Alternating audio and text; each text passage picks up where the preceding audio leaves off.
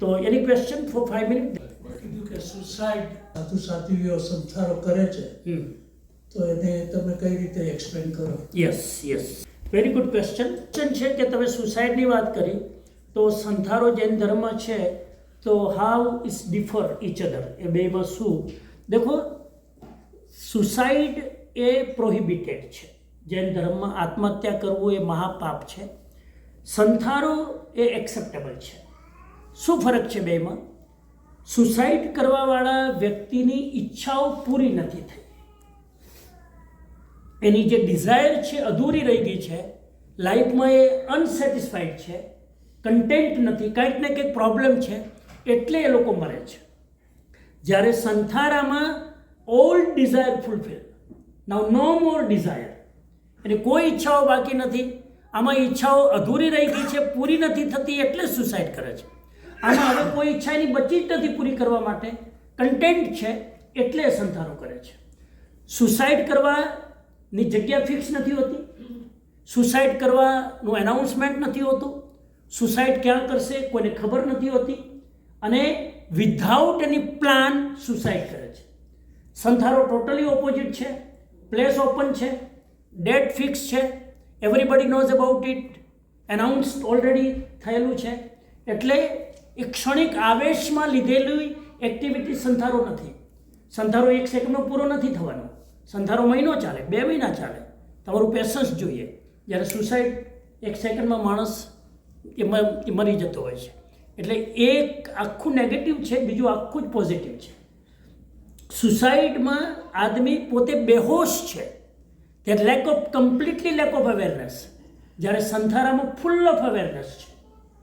અને સમાધિ મરણનો મતલબ જ એ છે કે પોતે જાગૃત છે કે હું દેહ છોડી રહ્યો છું, એનો આત્મા જાગૃત છે, એના દેહને જોઈ રહ્યો છે. આ ભેદ જ્ઞાનપૂર્વક સંથારો કરવાનો છે. ખાલી ભોજન છોડી દેવું એટલો સંથારો નથી. જાગૃત મૃત્યુ, કોન્શિયસ ડેથ ઇઝ કોલ્ડ સમાધિ મરણ. તો મરતી વખતે જ્યારે સંથારો લે છે, ભોજન છોડી દીધું છે એટલે અવેરનેસ ફૂલ છે, અને એનો પ્રાણ નીકળતો હોય ત્યારે મેં એવા મૃત્યુ જોયા છે સંથારામાં, પ્રાણ નીકળતો હોય ને પોતે ઇશારો કરતો હોય કે મારો પ્રાણ અહીં આવ્યો, પોતે વ્યક્તિ અહીં આવ્યો, અને ગયો. જાગૃત મૃત્યુ જેને કહેવાય. આવા મૃત્યુ મેં જોયા છે સૌભાગ્યથી, કે આને સંથારો કહેવાય. મૂળમાં એનું લક્ષ્ય આ છે. અને એ સંથારો એક ક્ષણમાં નથી લેવાતો. સંથારા માટે પ્રેક્ટિસ કરવી પડે.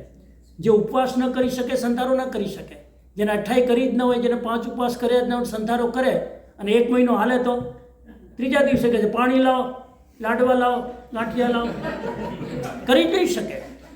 કેમ કે એની પ્રેક્ટિસ. સંથારાનો કોર્સ છે, તમને બધાને ખબર નથી, 12 વર્ષનો કોર્સ છે. સંથારો કરવાનો 12 વર્ષનો કોર્સ છે.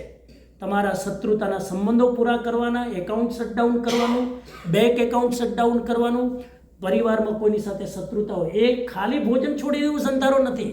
આ બધી જ વસ્તુઓ શટડાઉન કરવાની, કાર્મિક ડેપ્થ શટડાઉન કરવાનું, અને છેલ્લે આહાર છોડીને દેહ પ્રત્યેનું અટેચમેન્ટ છોડી દો અને તમે ફ્રીલી તમારો આત્મા જઈ શકે.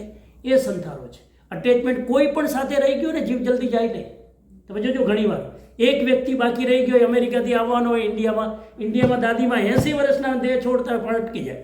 મારો નાનો દીકરો ક્યાં, નાનો દીકરો ક્યાં, નાનો ક્યાં, એ નાનો આવે પછી જ જાય. આ અટેચમેન્ટ છે. જ્યારે સંથારામાં તો પહેલાંથી જ ડિટેચ છે, મને કોઈનો મોહ નથી, બધાને કહી દીધું હું જાઉં છું, ઓછી રહું. એટલે બેયમાં. અને આમાં ગુરુ આજ્ઞા છે. સંથારામાં ગુરુ આજ્ઞા છે. સંથારો એમને ના કરી શકો તમે. તમે કોઈ આમાંથી મોટી ઉંમરના હોય, જિંદગીથી કંટાળ્યા હોય, અથવા તો હસબન્ડ વાઈફથી કંટાળ્યા હોય, અને પછી કહે કે આપણે તો સંથારો છે.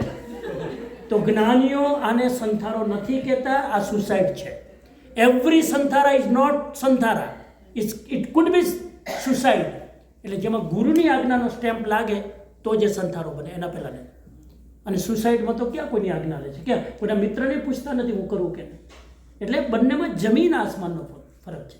જયપુરમાં ઘણા લોકોએ કોર્ટમાં કેસ કર્યો કે ઇઝ અ સુસાઇડ, અને એમાં જે લોકો જીતી ગયા કે is not suicide, is a સમાધિ મરણ, અને દરેક વ્યક્તિને મરવાનો અધિકાર છે.